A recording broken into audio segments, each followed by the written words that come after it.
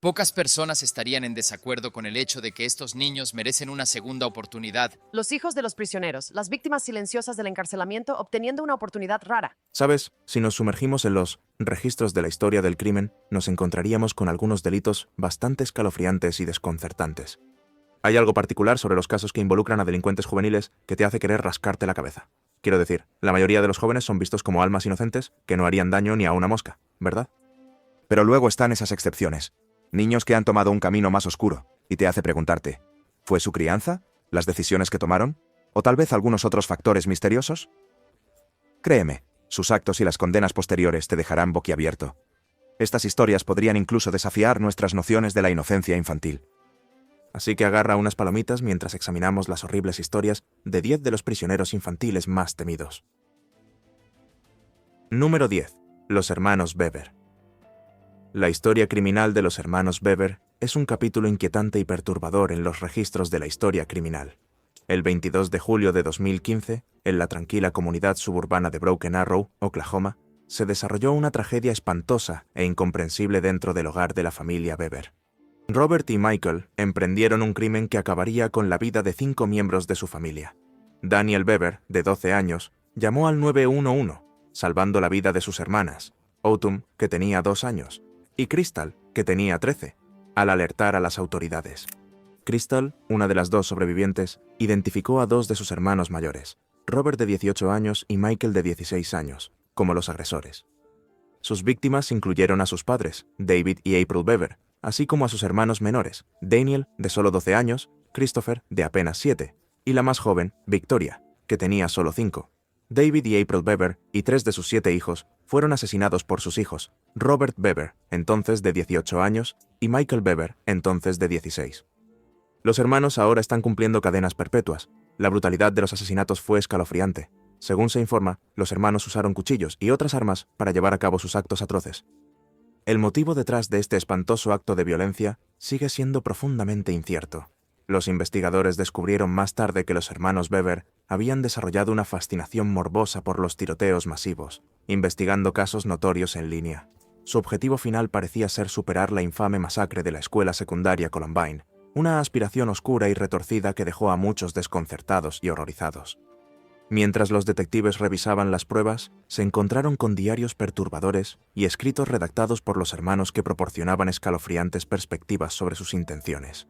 Los diarios revelaron una obsesión con la violencia y ningún remordimiento por la humanidad de sus víctimas. Los procedimientos legales contra los hermanos Weber fueron complejos debido a sus edades en el momento del crimen. Inicialmente considerados para el tribunal de menores, la gravedad de sus acciones llevó a que fueran juzgados como adultos. En 2016, Robert Weber decidió declararse culpable de todos los cargos, recibiendo una sentencia de cadena perpetua sin posibilidad de libertad condicional. David Weber, sin embargo, optó por un juicio en 2017 y posteriormente fue declarado culpable, compartiendo el mismo destino sombrío que su hermano. La historia del crimen de los hermanos Weber sigue causando conmoción en la comunidad de Broken Arrow y sirve como un sombrío recordatorio de la oscuridad que puede crecer dentro de los individuos. Destaca la importancia de la intervención temprana en casos de salud mental y la vigilancia necesaria para identificar y abordar signos de imaginación violenta antes de que se manifiesten en actos indescriptibles. Número 9. El asesino en serie más joven de la India. El nombre Amarjit Sada destaca como una anomalía escalofriante y muy perturbadora. Nacido en el pequeño pueblo de Musari en el estado indio de Bihar en 1998, Amarjit crecería para convertirse en el asesino en serie más joven de la India. Su historia es oscura y perturbadora, un relato que sigue desconcertando y horrorizando. El descenso de Amarjit a la infamia comenzó a una edad alarmantemente temprana, alrededor de los 8 años. Fue durante este tiempo que llevó a cabo su primer acto de violencia indescriptible, quitándole la vida a su primo de 6 meses. Este impactante incidente pasó en gran medida desapercibido, atribuido a un desafortunado accidente. Sin embargo, la oscuridad que acechaba dentro de Amarjit estaba lejos de estar satisfecha. Durante los siguientes 2 años, él acabaría con la vida de 2 víctimas más inocentes, ambas más jóvenes que él. Estos atroces actos de violencia sacudieron su tranquilo pueblo y comenzaron a surgir sospechas. ¿Cómo podía un niño cometer crímenes tan monstruosos? La verdad gradualmente salió a la luz cuando los miembros de la familia de Amarjit descubrieron su escalofriante secreto. encontraron los cuerpos sin vida de sus dos primos, de 3 años y 8 meses, escondidos en un campo cercano. Fue una escena espantosa y desgarradora que desafiaba la creencia. Amarjit, cuando fue interrogado, confesó sus crímenes con una calma inquietante. Sus motivos permanecieron envueltos en misterio. Algunos especulaban que estaba poseído por espíritus malignos, mientras que otros creían que pudo haber sido influenciado por medios violentos. Sin embargo, era demasiado joven para ser procesado bajo el sistema legal de la India, que prohíbe el juicio de niños menores de 7 años. En su lugar, Amarjit fue enviado a un hogar infantil para rehabilitación y evaluación psiquiátrica. El caso desató un debate nacional sobre la naturaleza de la criminalidad infantil y la importancia de la intervención temprana en casos de niños perturbados. A medida que pasaba el tiempo, la historia de Amarjit desapareció de los titulares, pero las preguntas que planteó persistieron. ¿Qué podría llevar a un niño tan joven a cometer actos tan atroces? ¿Entendía realmente la gravedad de sus acciones y podría haber habido alguna manera de prevenir este descenso a la oscuridad? La historia de Amarjit Sada es una alarma de advertencia que nos impulsa a estar atentos a reconocer signos de angustia en los niños y buscar ayuda antes de que sea demasiado tarde. Número 8. Lionel Tate, cuando la lucha libre toma un giro trágico. Lionel Tate era un joven luchador cuyo nombre se volvió sinónimo de un trágico incidente. En 1999, el 28 de julio, a la edad de 12 años, estuvo involucrado en una lucha con Tiffany Unique, de 6 años, que finalmente llevó a su muerte. La lucha tuvo lugar en la casa de Tate en Florida, mientras él cuidaba a Tiffany. Lionel Tate, que era mucho más grande y pesado que Tiffany, intentó movimientos de lucha libre sobre ella, imitando lo que había visto en la televisión. Trágicamente, uno de estos movimientos salió mal, y Tiffany resultó fatalmente herida. El juicio de Lionel Tate se convirtió en una sensación nacional. Fue acusado de asesinato en primer grado, y su caso planteó preguntas difíciles sobre la línea entre el juego infantil y las acciones criminales. La defensa de Tate argumentó que no tenía la intención de dañar a Tiffany y que fue solo un accidente.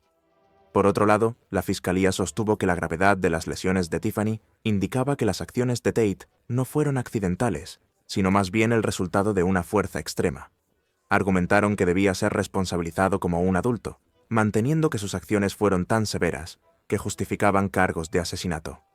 En 2001, Lionel Tate fue condenado por asesinato en primer grado y sentenciado a cadena perpetua sin posibilidad de libertad condicional. Se convirtió en el estadounidense más joven en recibir tal sentencia por asesinato en más de un siglo. El caso provocó un debate sobre el tratamiento de menores en el sistema de justicia penal y si Lionel Tate debería haber sido juzgado como adulto.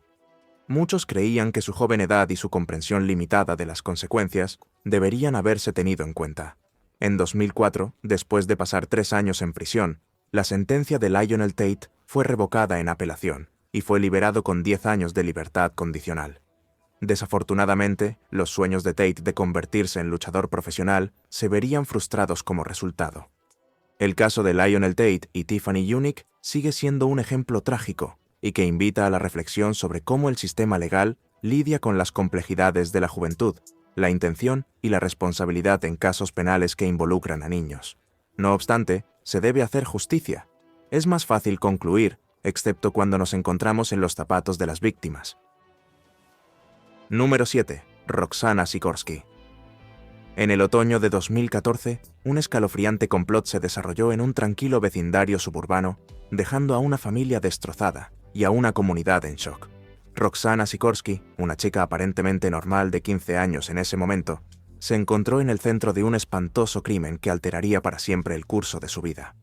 El descenso de Roxana hacia la oscuridad comenzó cuando se cruzó con Michael Rivera, un chico de 22 años con un pasado problemático. Su relación rápidamente se convirtió en algo siniestro al tramar un plan que desafiaba la credibilidad, un plan para asesinar a los hermanos y padres adoptivos de Roxana. El fallido complot salió a la luz en octubre de 2014, enviando ondas de choque a través de la comunidad. Las autoridades intervinieron rápidamente, arrestando a Roxana y Michael antes de que su siniestro plan pudiera llevarse a cabo. Las consecuencias de sus acciones fueron graves, con Roxana enfrentando una larga sentencia de prisión. A medida que se desarrollaba el drama en la sala del tribunal, las emociones estaban a flor de piel.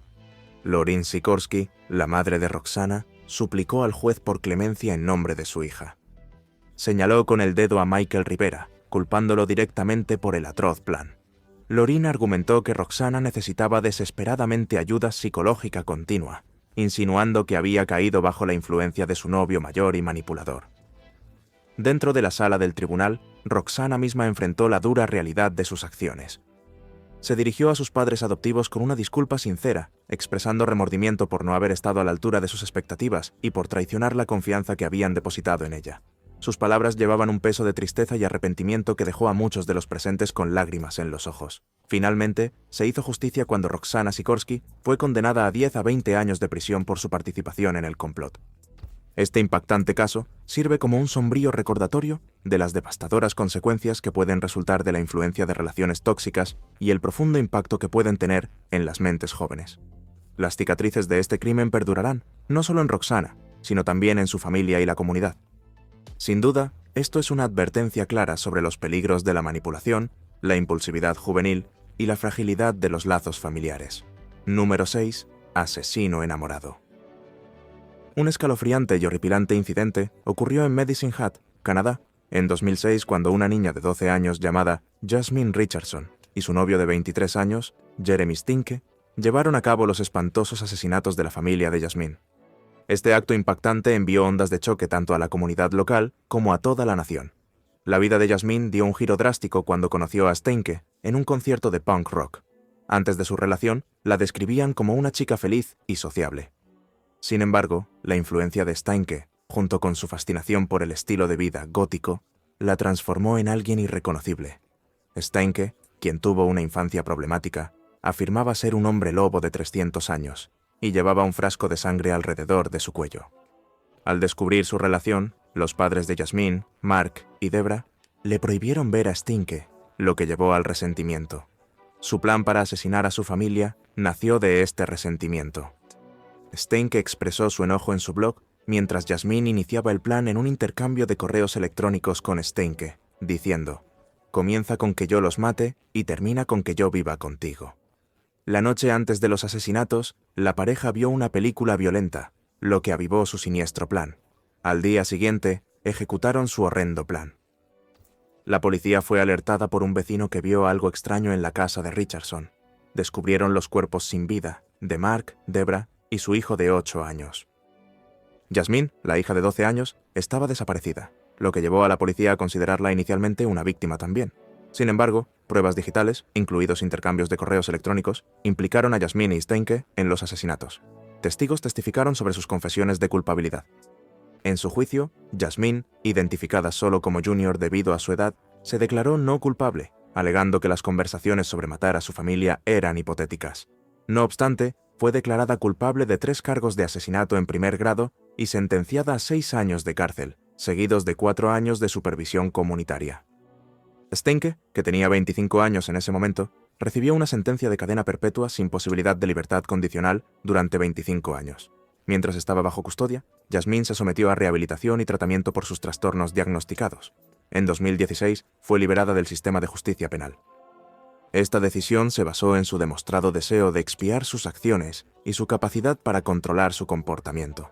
De esto, podemos ver que los individuos pueden descender cuando son influenciados por fuerzas oscuras y relaciones tóxicas. Ahora es el momento de la elección de nuestros suscriptores. ¿Qué tal si cambiamos por un momento a lo que sucede dentro de los confines de la prisión? Oh, espeluznante, ¿verdad? ¿Alguna vez te has preguntado qué podrían hacer los prisioneros infantiles más temidos en las prisiones? Después de todo, fueron condenados en primer lugar por delitos. Ahora, observa más de cerca esta imagen que se muestra en tu pantalla en este momento. De todo lo que te hemos mostrado hasta ahora, podemos deducir lo brutales que algunos niños pueden ser. ¿Pero puedes notar alguna peculiaridad con el niño en esta foto? En primer lugar, este niño ha sido arrestado y probablemente está en el tribunal para enfrentar un juicio, lo que llevaría a su sentencia. Sin embargo, lo desconcertante aquí es el hecho de que está rodeado por 7 policías. Como si eso no fuera suficiente, tiene una gran cadena alrededor del cuello con un oficial sujetándola firmemente. Este es un niño, por el amor de Dios. ¿Qué crimen podría haber cometido para que lo teman tanto? ¿Qué piensas de esto? ¿Esto implica que un niño en prisión tiene la capacidad de infligir dolor mientras está detenido? Déjanos saber lo que piensas sobre esto en la sección de comentarios a continuación. Número 5. Sierra Halsett. La implicación de Sierra Halsett y su novio en un crimen sorprendió a muchos cuando su historia apareció en los titulares en 2021. El caso atrajo una atención mediática significativa, debido a su naturaleza inusual y espeluznante. Sierra Halsett, una adolescente en ese momento, y su novio, Aaron Guerrero, estaban en el centro de este inquietante incidente. El crimen involucró el asesinato del padre de Sierra, Daniel Halsett. Los detalles que surgieron fueron tanto escalofriantes como profundamente perturbadores. Sierra y Aaron habían planeado meticulosamente el asesinato, que tuvo lugar en la casa familiar en Las Vegas. Tenían solo 16 y 18 años, respectivamente, en el momento del crimen. El motivo detrás de este acto atroz parecía ser su deseo de independencia y una idea romantizada de huir juntos. En lugar de buscar un camino normal hacia la libertad, eligieron recurrir a la violencia, lo que llevó a la trágica pérdida de vidas. Los informes indicaron que Daniel Halsett había sido apuñalado múltiples veces y luego incendiado en un intento de destruir la evidencia. La brutalidad del crimen fue impactante y dejó a la comunidad incrédula. Afortunadamente, las autoridades rápidamente detuvieron a Sierra Halsett y Aaron Guerrero. Fueron arrestados y acusados de varios delitos, incluyendo asesinato, incendio premeditado, conspiración y robo. Su edad en el momento del crimen lo hizo aún más inquietante. El caso planteó preguntas sobre el papel de las redes sociales en influir en las mentes jóvenes. Sierra y Aaron habían documentado extensamente su relación en plataformas como TikTok, donde compartían imágenes y videos de su vida. Parecía como si estuvieran intentando crear una imagen romantizada de su relación, que finalmente culminó en este espantoso crimen. A medida que se desarrollaban los procedimientos legales, el público observaba de cerca para ver cómo se haría justicia. Sierra y Aaron enfrentaron cargos serios, y al ser condenados, pasarían una parte significativa de sus vidas tras las rejas. El crimen de Sierra Halsett y su novio sirve como un recordatorio aleccionador de las consecuencias de que los jóvenes tomen decisiones horrendas. También destaca los peligros potenciales de las redes sociales al glamorizar relaciones poco saludables y comportamientos criminales. El caso es un trágico relato de imprudencia juvenil que lleva a una pérdida de vida sin sentido, dejando a una comunidad en shock y de luto. Número 4. El envenenador de tazas de té. La vida de Graham Young es una historia escalofriante que entrelaza elementos de historia, ciencia y una serie de eventos impactantes. Nacido en 1947 en el norte de Londres, su vida temprana estuvo marcada por la tragedia. Su madre, Bessie, murió de tuberculosis cuando él era solo un bebé. En consecuencia, su padre, Fred, lo envió a vivir con su tía Winnie. La separación de su tía y el posterior nuevo matrimonio de su padre dejaron a Young con una grave ansiedad por separación. Cuando era niño, Young mostró un gran interés por actividades solitarias, especialmente la química y la toxicología. Su fascinación por estos temas solo se profundizó con el tiempo, llevándolo a adquirir un juego de química, un regalo de su padrastro, Frank. Young pasó incontables horas experimentando con este juego, ganándose el apodo de profesor loco entre sus compañeros de escuela. Lo que distingue la historia de Young es su siniestro giro en la ciencia. Notablemente, pudo obtener productos químicos venenosos, convenciendo a químicos profesionales de que era mayor y los usaba con fines educativos. Con solo 13 años, comenzó a probar venenos en personas reales, sirviendo té mezclado con mortales brebajes a su familia y compañeros de escuela. No fue hasta que su madrastra, Molly, cayó gravemente enferma con calambres estomacales en 1961 que comenzaron a surgir sospechas. Trágicamente, Molly murió después de ingerir té con antimonio, y el siniestro experimento de Young continuó. El comportamiento errático de Young, incluida su admiración por Adolf Hitler y una explosión en la cocina debido a sus experimentos, generó preocupaciones. Fue cuando su tía, consciente de su fascinación por los venenos, lo envió a un psiquiatra que las autoridades se involucraron. En 1962, Young fue arrestado y confesó haber envenenado a los miembros de su familia. Sin embargo, debido a la cremación de su madrastra, no fue acusado de su asesinato, pero fue internado en un hospital de máxima seguridad. El giro impactante en esta historia llega con la liberación de Young en 1970, ya que los médicos lo consideraron curado. Sin embargo, su perturbador plan de matar a una persona por cada año que había pasado institucionalizado permaneció oculto. Consiguió empleo en un laboratorio que fabricaba equipos militares a base de talio. La tragedia golpeó de nuevo cuando Young envenenó a sus compañeros de trabajo en el laboratorio, provocando muertes y enfermedades debilitantes. La sospecha creció, y el conocimiento de Young sobre toxicología finalmente levantó alarmas. Cuando el médico del personal lo interrogó sobre el envenenamiento con talio, las respuestas de Young fueron lo suficientemente preocupantes como para iniciar una investigación policial. En su posesión, los investigadores encontraron un diario que detallaba sus experimentos con compañeros de trabajo y talio. En junio de 1972, Graham Young fue condenado a cadena perpetua. Murió en 1990, oficialmente de un ataque al corazón, pero persiste la especulación de que realizó un último y fatal experimento científico en sí mismo. Notablemente, la historia de Young perduró, inspirando la película de 1995 The Young Poisoner's Handbook, e incluso le valió una figura de cera en la Cámara de los Horrores de Madame Tussauds en Londres. Número 3. James Fairweather. James Fairweather, un nombre que una vez fue oscuro, se asoció con el terror y la violencia en el Reino Unido durante sus últimos años de adolescencia.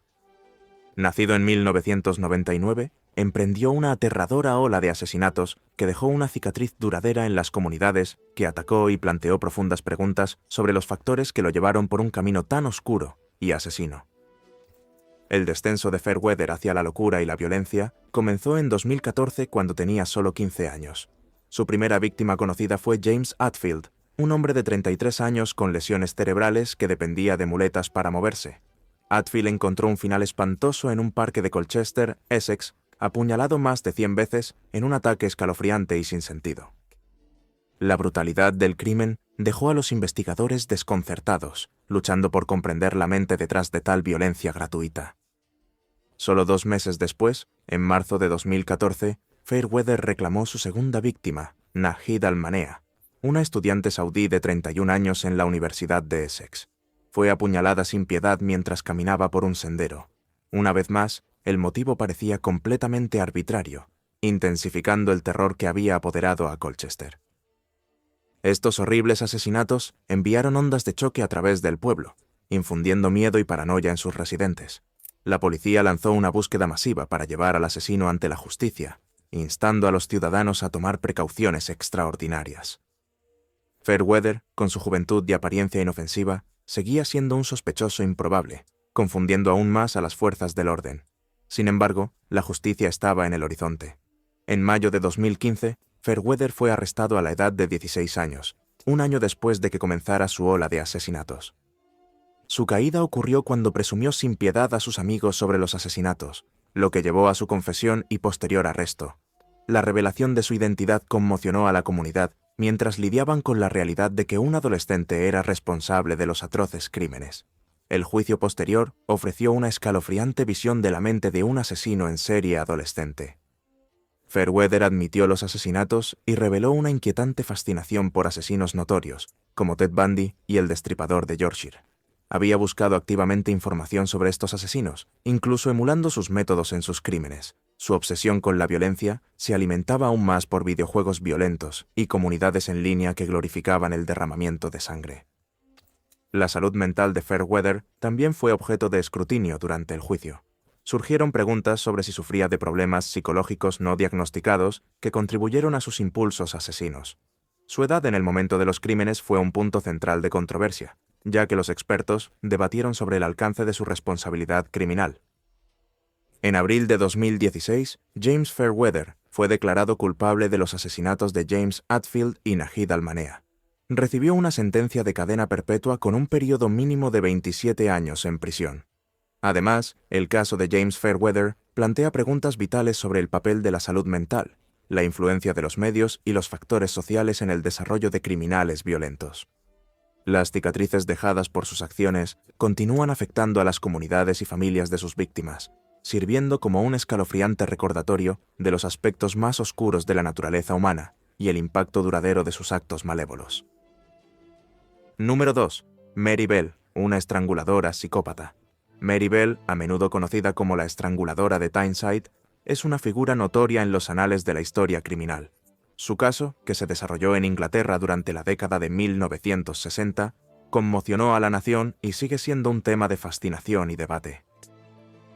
Mary Flora Bell nació el 26 de mayo de 1957 en Newcastle upon Tyne, Inglaterra. Creció en un entorno problemático, caracterizado por el abandono y el abuso. Su madre, Betty McCricket, era trabajadora sexual y a menudo dejaba a Mary y a su hermana menor, Norma Bell, a valerse por sí mismas. La vida temprana de Mary estuvo marcada por el trauma y mostró signos de trastorno emocional desde una edad temprana. Sin embargo, fue en la primavera y el verano de 1968 cuando el nombre de Mary Bell se volvería infame. A la tierna edad de 10 años, cometió una serie de horrendos asesinatos que sacudieron a la nación. Sus víctimas fueron dos niños pequeños, Martin Brown y Brian Howe, ambos de solo 3 y 4 años. Los detalles de estos crímenes fueron horripilantes: estrangulamiento, mutilación e intentos perturbadores de hacer que las muertes parecieran accidentales. El asesinato provocó una gran investigación policial y la comunidad local vivió con miedo. La sospecha rápidamente se dirigió hacia Mary Bell y su amiga, Norma Bell, que tenía 13 años en ese momento. Ambas niñas mostraban un comportamiento extraño, a menudo hablando sobre los asesinatos y comportándose de manera extraña cuando eran interrogadas por las autoridades. El juicio de Mary comenzó en diciembre de 1968, y fue un caso histórico en la historia legal británica. Su edad y la brutalidad de los crímenes hicieron que fuera un juicio desafiante y controvertido. Finalmente, Mary Bell fue declarada culpable de homicidio involuntario por responsabilidad disminuida, y fue sentenciada a ser detenida a discreción de Su Majestad, lo que efectivamente significaba que permanecería bajo custodia por un período indefinido. Sin embargo, Norma Bell, su amiga, fue absuelta de todos los cargos. El caso planteó preguntas significativas sobre la capacidad de los niños para cometer actos tan atroces y encendió debates sobre la culpabilidad de los jóvenes delincuentes. La vida de Mary Bell después de su encarcelamiento ha sido en gran medida privada. A medida que creció, recibió una nueva identidad para protegerla de las miradas indiscretas del público y los medios. Algunos informes sugieren que ha tenido su propia familia y ha luchado por una vida de anonimato. Número 1. El error bajo la cama. Para llevarnos al final de este video, está el espeluznante caso del crimen de Joshua Phillips, una historia de un asesinato escondido bajo una cama. El caso tuvo lugar en Jacksonville, Florida, en 1998, y conmocionó a la nación con sus horripilantes detalles. Todo comenzó el 3 de noviembre, cuando Joshua Phillips, de 14 años, estaba solo en casa con su vecina de 8 años, Maddie Clifton.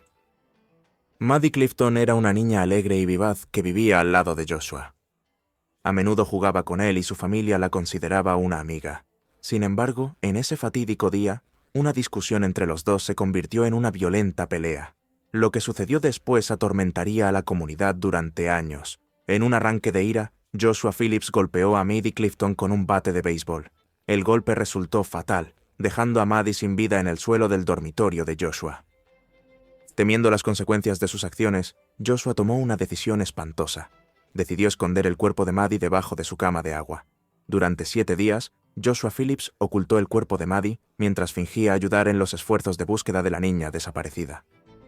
Amigos, familiares y vecinos se unieron en la búsqueda frenética, sin saber que la persona que buscaban estaba a solo unos pies de distancia, oculta bajo las tablas del suelo de la habitación de Joshua. Sin embargo, el 10 de noviembre, la policía recibió una pista que los llevó a la casa de Joshua. Cuando registraron su habitación, encontraron el cuerpo sin vida de Maddie, sus restos en descomposición, revelando la naturaleza espantosa de su muerte. Joshua Phillips fue arrestado y acusado del asesinato de Maddie Clifton. Su juicio fue una experiencia desgarradora para todos los involucrados. Joshua, que tenía solo 14 años en el momento del crimen, fue juzgado como adulto. Su equipo de defensa argumentó que no había tenido la intención de matar a Maddie y que había entrado en pánico después del golpe accidental. Pintaron un cuadro de un joven aterrorizado que no sabía cómo manejar la situación. Por otro lado, la fiscalía retrató a Joshua como un asesino frío y calculador que había tomado medidas extremas para ocultar su crimen. El hecho de que hubiera ocultado el cuerpo de Maddie durante una semana añadió peso a su argumento. Fue declarado culpable de asesinato en primer grado y sentenciado a cadena perpetua sin posibilidad de libertad condicional. El caso planteó numerosas preguntas sobre el sistema de justicia juvenil, ya que muchos se preguntaron si un joven de 14 años debería ser juzgado como adulto, dadas las circunstancias únicas del caso. Gracias por ver, nos vemos en el próximo video.